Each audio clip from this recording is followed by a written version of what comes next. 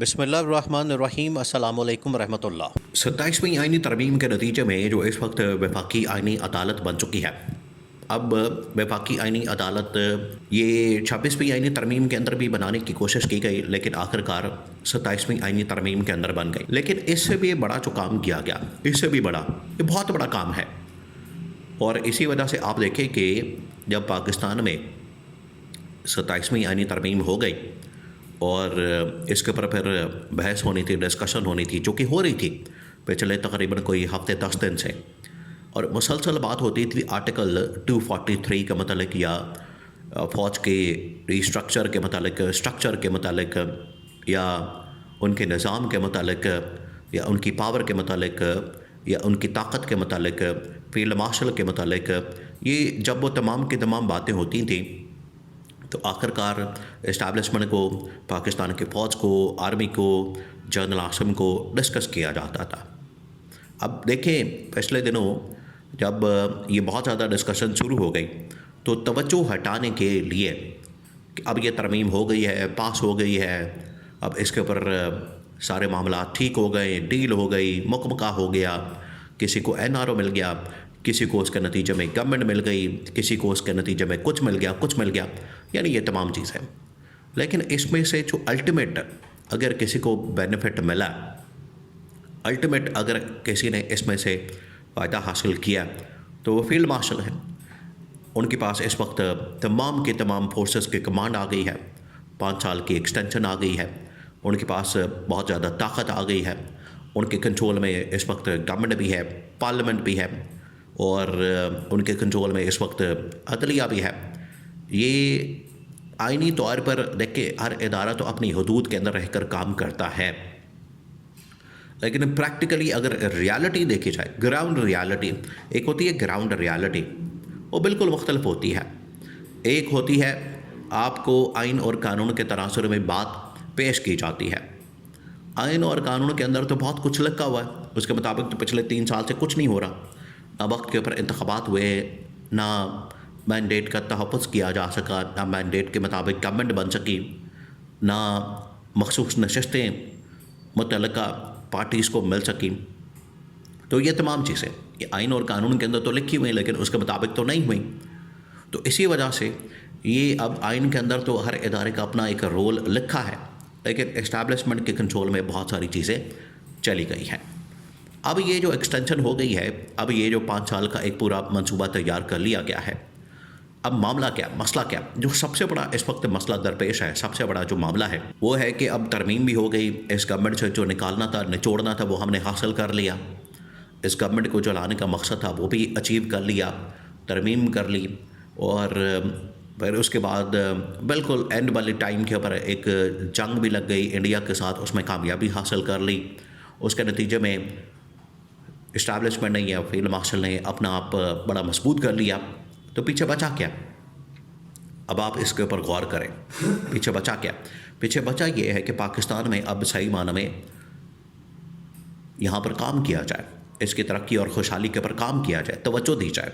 پاکستان کے اندر اکنامک اور political stability کے اوپر کام کیا جائے۔ پولیٹیکل اور اکنامک اسٹیبلٹی یہ آپس میں جڑی ہے۔ دیکھیں، جتنی دیر تک آپ عمران خان کو رہا نہیں کریں گے، پاکستان میں پولیٹیکل اسٹیبلٹی کا آپ تصور بھی نہیں کر سکتے۔ جتنی دیر تک عمران خان کی رہائی نہیں ہوتی، جتنی دیر تک یہ پولیٹیکل وکٹمائزیشن ختم نہیں ہوتی، آپ ذرا اندازہ کریں، عمران خان کے دور کے اندر بھی عمران خان اور پارٹی کے بہت سارے لوگ اس وقت کی اسٹیبلشمنٹ کو یہ کہتے رہے، یہ انہیں بار بار بتاتے رہے کہ نون لیگ کے خلاف جو پولیٹیکل اس وقت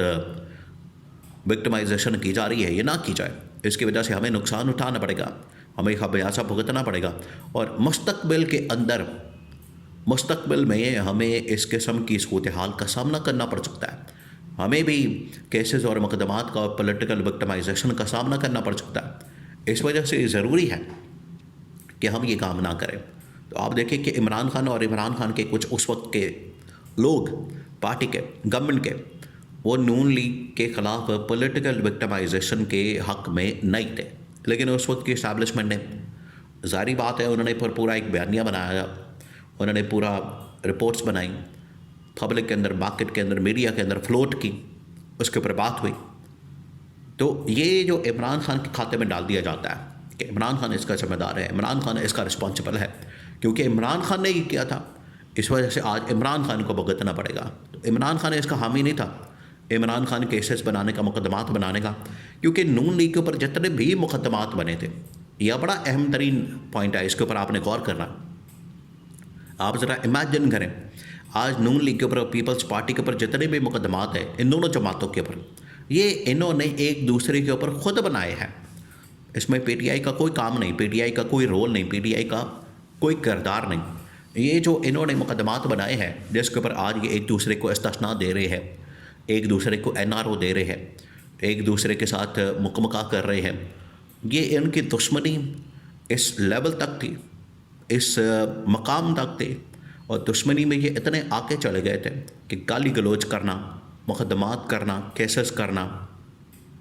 प्रोपेगेंडा करना, जलील करना, नंगी वीडियोस बनाना,